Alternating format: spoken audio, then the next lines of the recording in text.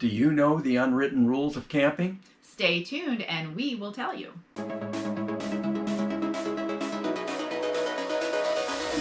Welcome to the channel. I'm Liz. And I'm Paul, and these are exciting times to push past fear, build confidence, and live amazing.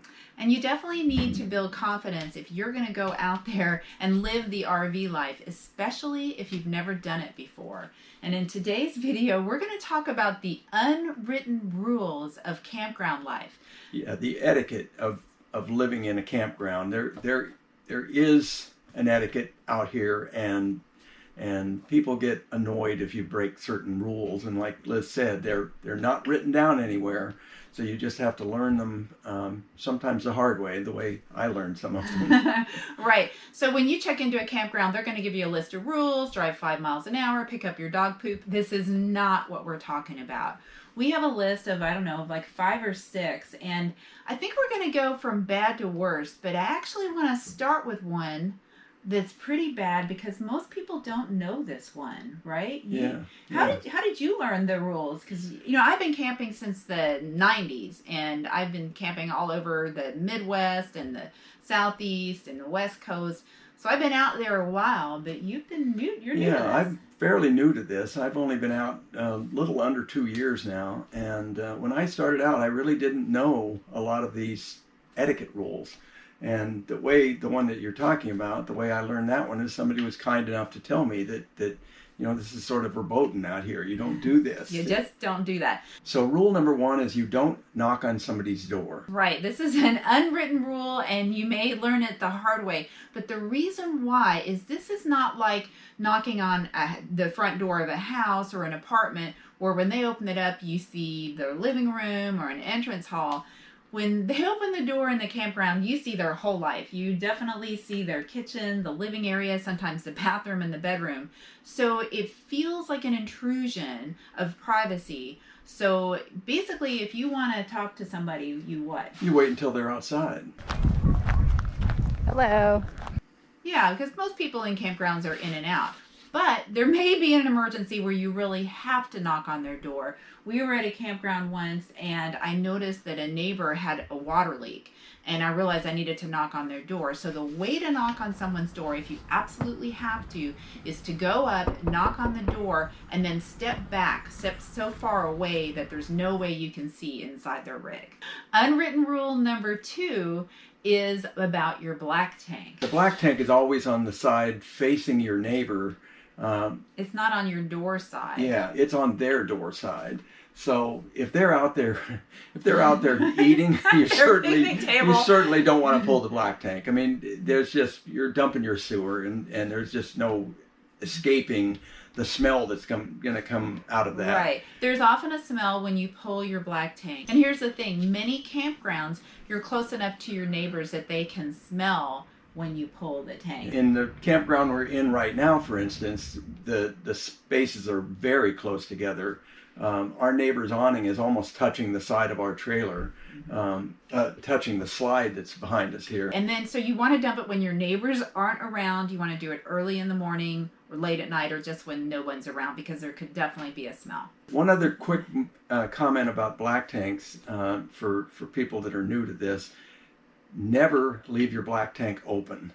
Let it fill up and then dump it. And the reason for the never leave it open is you end up with, I don't know how to say this politely, but you end up with a poop pyramid at the bottom of the tank, and over time it will get big enough that it will clog your tank. And also you're letting sewer gas in by keeping your black tank open. Unwritten rule number 3 is stay within your site boundaries. That means make sure that your slide doesn't overhang to your neighbors, that if you have an easy up or a dining tent, make sure that all that is within your boundaries. And this segues into the next unwritten rule, and that is don't walk across your neighbor's site. Sometimes the way these sites are laid out is you're leaving and you're wanting to just run up to the laundry or whatever, and you see a shortcut. Well, just don't walk across their site. And that also means when you're trying to access part of your own site, right? Yeah.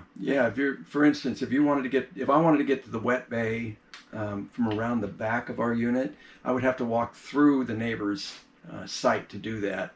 If I go around the front, I have easier access and I don't encroach on the neighbor's site. The next unwritten rule, and actually this one's written in a lot of park rules, but there's also an unwritten part of this, but noise.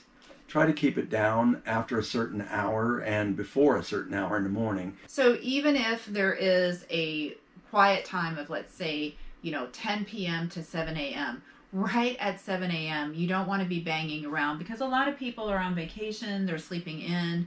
So if you are packing up and you know that you're going to pull out of there at 7 or 7:30, the courteous thing to do is to pre-pack the night before. I was in El Centro when the broken hand situation happened, and when I found out that I was going to drive from 6 El hours. Centro to 6.5 hours from El Centro to Santa Barbara, I was set up the night before. I was in a site where I could hook up my truck to the trailer, and I got out of there before 6 a.m. without making any more noise than starting my truck up and pulling out. This next unwritten rule is the most serious because of the potential for safety issues, or all kinds of things could go wrong if you violate this rule. And it has two parts.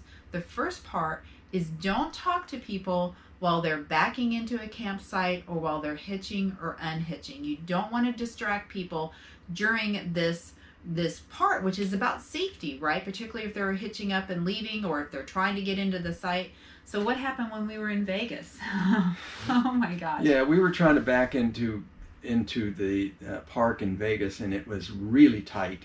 I mean, the front of my truck and the swing when I was backing in was, I mean, you could have put a matchbook barely between the front bumper and the car that I was trying to avoid in front of us. So yeah, it was very stressful, and I'm sure well-meaning neighbor came out to introduce herself and just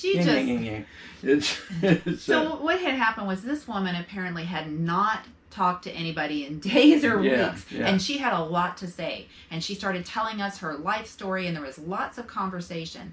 Well, if you are new to this RV life, let me tell you that the most stressful part of the life is backing in and setting up. You really need to be focused, and maybe you've been driving all day, so you're a little tired. Maybe you're, you've just had a long day. So it's important not to be distracted by neighbors.